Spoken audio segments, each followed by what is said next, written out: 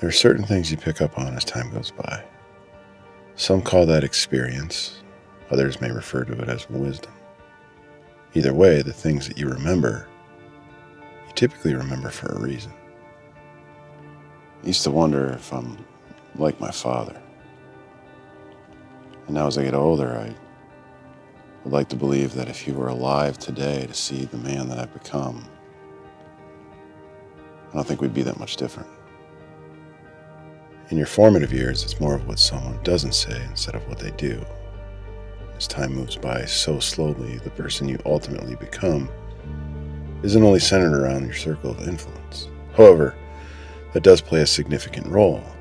But what eventually happens is a facilitation of self-discovery where you finally reach the stage in your life that everything you decided you're not has transpired into everything that you are. I often dwell on the words of others, typically telling myself that I don't care what other people think. But for as much as I say to myself I don't, I'm lying. It's a mantra that I repeat over and over and over again, and then over and over again some more, as if to remind myself not to dwell in that space.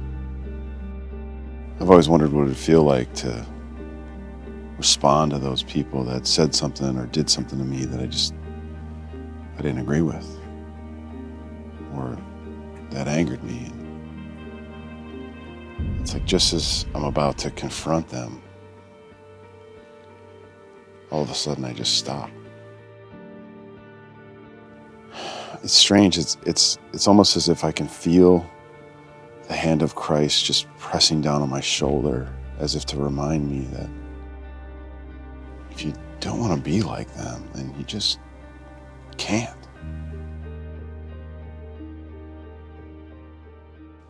Growing up, it was so easy. Life was less complicated and everything was like niche. There wasn't this distraction that there is today. I mean, I never considered my legacy when I was chasing after a ball.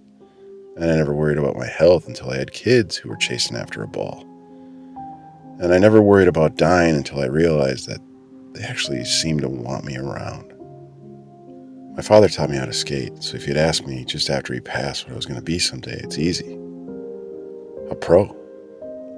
And then years later, if you'd asked me again, I would say I was destined to play for our country.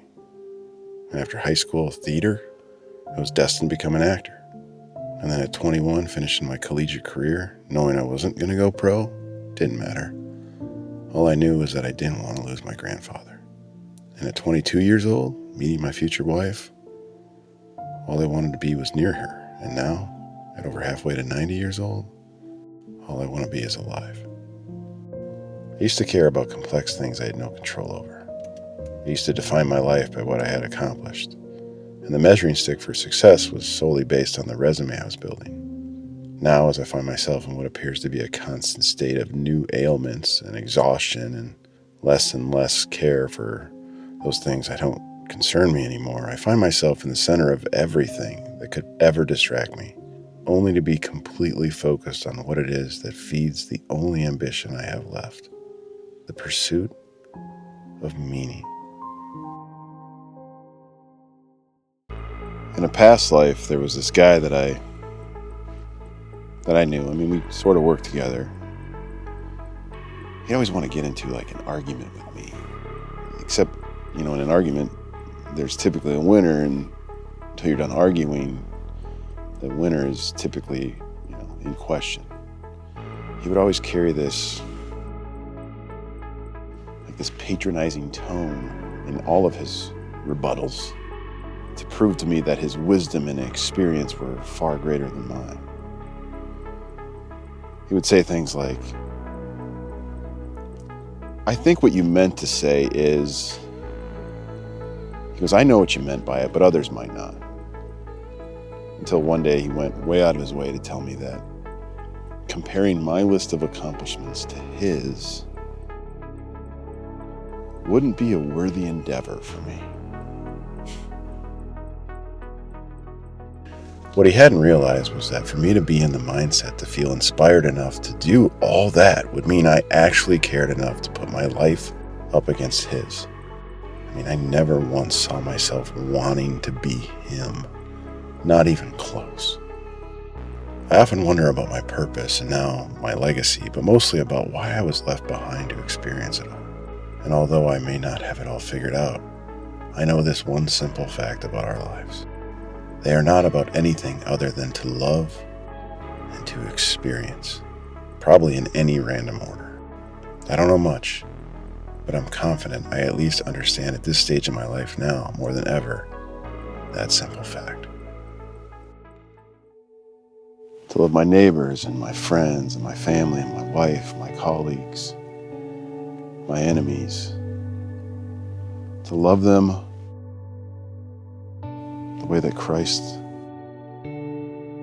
loved the church, with patience, with understanding, and a lot of grace. Not because they need it, but because I do. We all do. To experience the world, to travel to new places, to eat different foods, to hear different music, to be spontaneous, to try at the very, very least to understand why somebody believes and thinks the way that they do. To walk in someone else's shoes.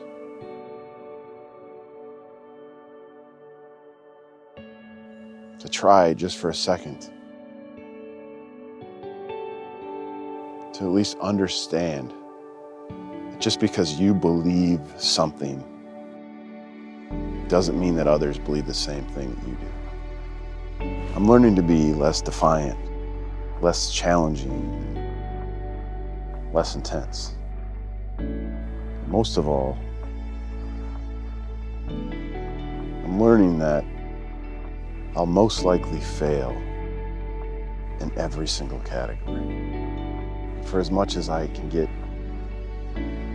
pissed off or react or respond to the way that somebody else thinks, especially about me, that none of this should have an impact on who I'm striving to be.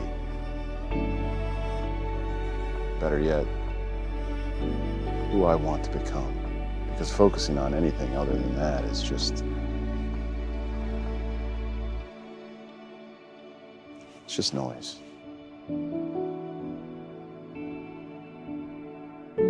This world is intricately stitched together, boys.